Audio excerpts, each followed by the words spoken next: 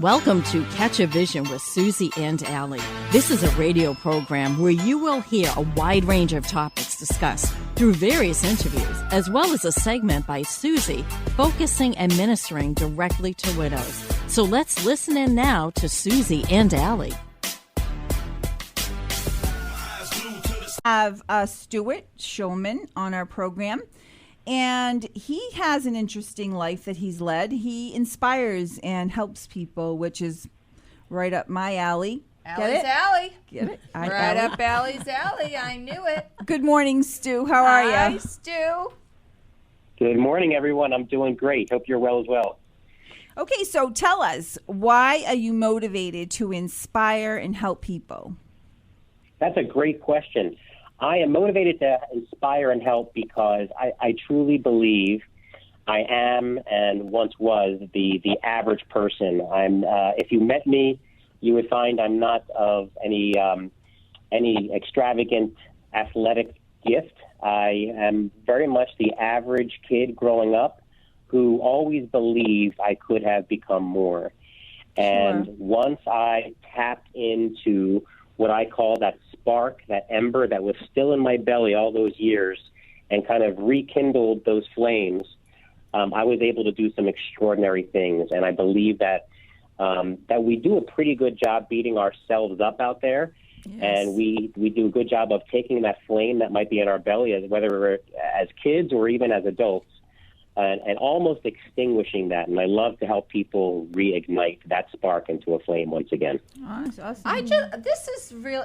I really like this because I kind of understand what you're talking about here, because I have felt that myself, and I feel like, for me anyway, it's the influence of the people who are in your life that, sometimes can make or break you, But what was your turning point? What was the moment, or was there one, I should say, to kind of push you to be, now you're an athlete, is that correct?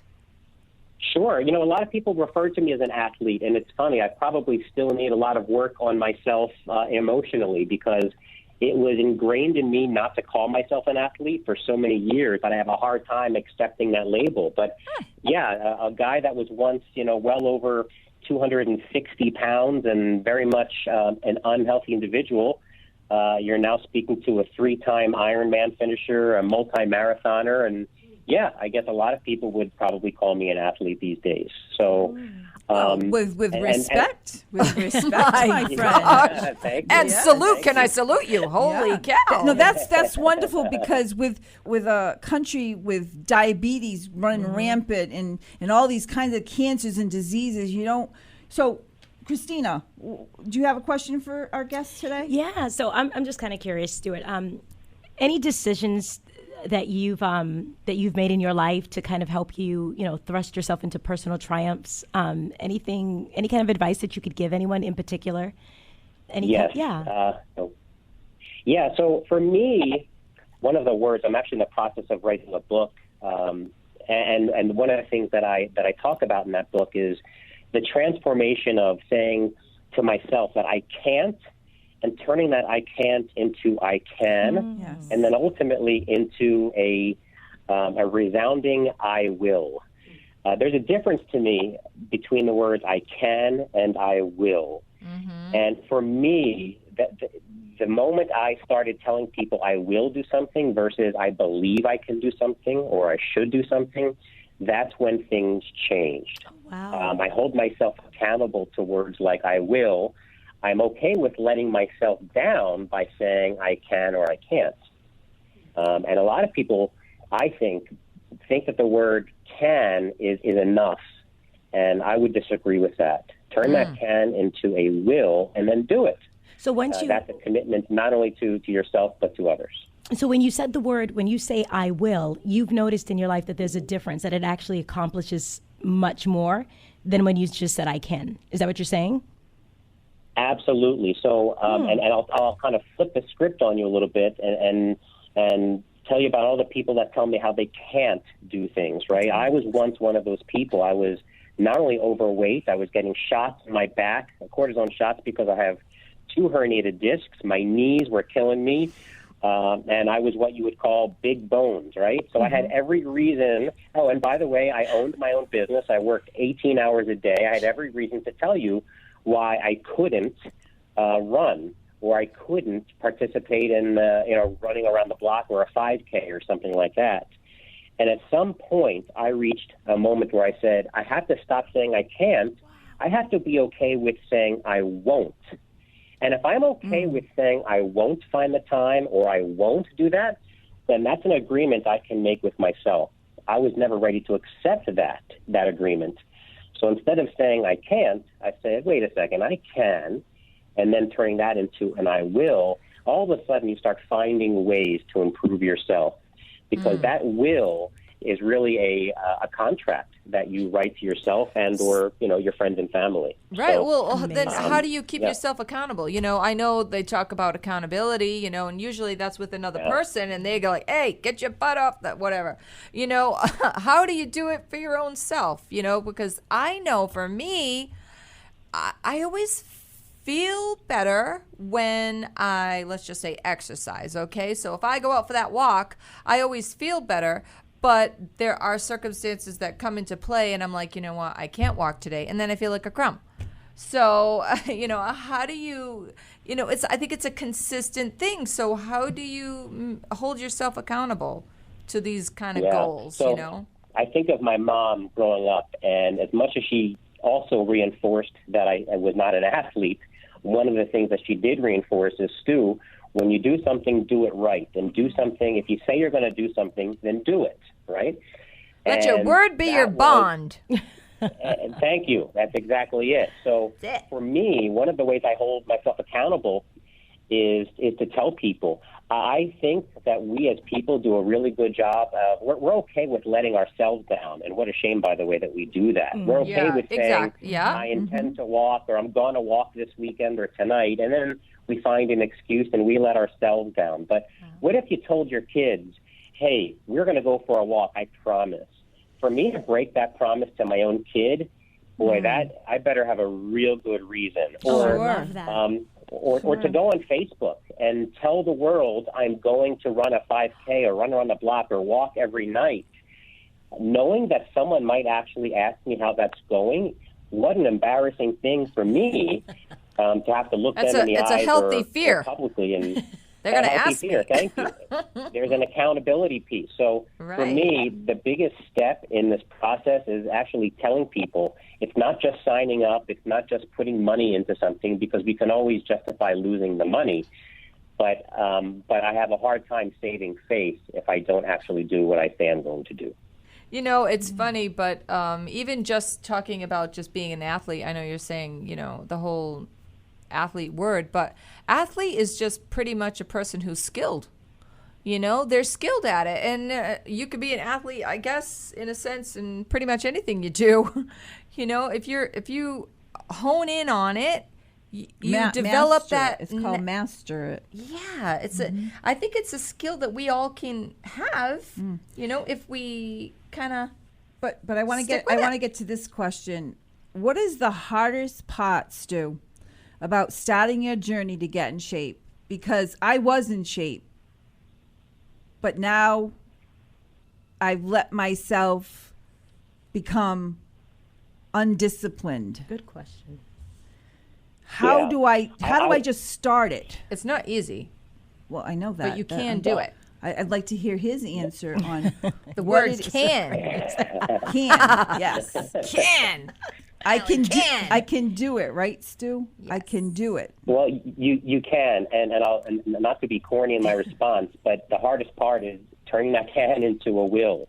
Right. I truly believe that, and so what that means is some of the hardest days I've ever had training is not a 100-mile bike ride followed by a 10-mile run just to practice for Ironman. Those are really difficult days. The hardest days are when your body is telling you, I'm tired, or I have blisters, or, it's my first time running in 5 years, and I need to break in a pair of sneakers, and it's going to hurt. Sure. That hurt is harder to face than the hurt of running 25 miles for a practice run. That's amazing. Because your body does a really good job of telling you this is uncomfortable. Stop. So and we those should are be deaf usually to it. the first couple days. We should be deaf. I'm sorry? We should be deaf Yeah, to well- our own like thinking sometimes, I think. Just get your butt outside and do it, It's true. And even during, some of these long endurance races that I've now come to love, your body does a really good job of telling you this is crazy, this is stupid, why are you doing it?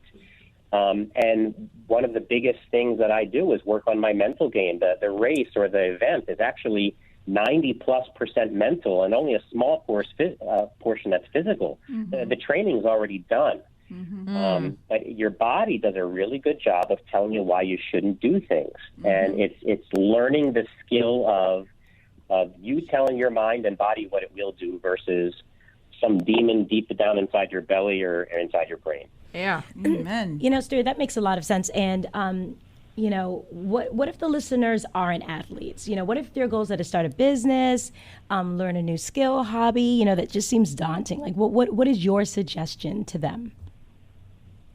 One of the things that I did once, and actually this is what led me to become an athlete, was we're doing the same thing in the business world. I had a dream. I was a teacher by trade. And one day I realized I wanted to be a business owner and I want to own a bar. Now, I had never taken a business course in my life, never an accounting course, never, math above, algebra, because I was an elementary school teacher. And ultimately it's just taking the risk. It's asking questions. Yeah. It's just diving in and learning. If you're okay with a few skinned knees, nothing worse is going to happen to you than putting on a few Band-Aids and needing a little bit of Neosporin to help the healing process. But get in there and ask questions. And then when you make a mistake, say I'm sorry, whether it's to yourself or to your business partners or to your loved ones. Excellent advice. But you just got to get in there and learn. So and it was is that actually how... once I learned that skill set that I was able to transfer that to some of the other areas of my life. Right, like the Ironman and extensive training and things like that. That's by asking questions, how do you get into this? I mean, had you ever thought about becoming an Ironman? No, and the reason I've done that is probably because I've taken it to an extreme, I think, because I was told I couldn't for so long, and I accepted that into I won't. Right? For so long, I just believed I would never do something that now, not only do I want to be the athlete I always thought I could, but I want to do it to an extreme level, and I want to do it well. So that's why I've kind of taken it to an extreme. Hey, you know what I'm going to do, Stu? I'm going to listen to your recent podcast. It's at www.liftheavyrunlong.com. And you have these podcasts, right? So every day I'm going to get up and I'm going to listen to you. Because I hope you I'm would. not. What a wonderful compliment. No, listen. I am, because I'm facing diabetes right now, and I need to get fit. Yeah. You're going to do it, and Allie. I know what I know what it's like, and I'm telling you, type 2 diabetes runs in my family. Again, I was well over 260 pounds, and I was, I'll never forget. I'm very sarcastic. Growing up in Philly, raised by a very sarcastic family, I used to joke to my wife, my New Year's resolution is not to get type 2 diabetes this year, and I said it with a lot of sarcasm, but there was a big piece of me that actually believed that, shoot, this could be the year, and I don't know how to undo that. And I needed a way to. Beyond even proving to myself that I could be who I wanted to be. But frankly, I owed it to my family to be as healthy as possible. And that was a big turning point for me. Amen. So now Allie's going to do this, See, and you're going to be Iron Woman. I have 5 children, 14 go, girl. grandchildren, and I need to do this for myself. That's it. Yeah. Iron Woman. I love it. That's it. Thank you so much for Stu. coming on. Thank you Stu. for being an inspiration. Yes. Excellent. To the whosoever. I think I'm you've given us thrilled all a to little have bit been of on. push. That little push, we need it definitely. I know I do too, Allie. You're not alone. Well, We all do. thank you, and thanks so much for your questions and for taking the time to chat with me today. You're awesome. Thank you.